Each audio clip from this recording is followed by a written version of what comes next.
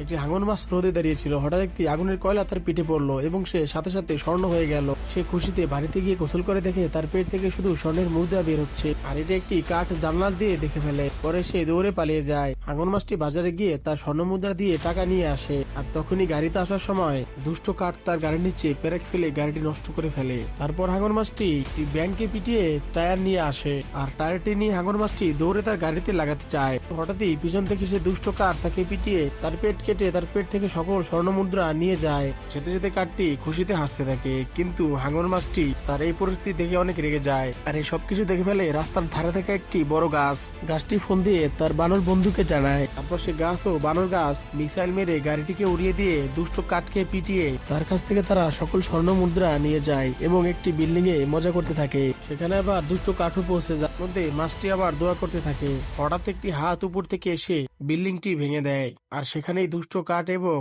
দুষ্ট গাছ মরে পড়ে থাকে।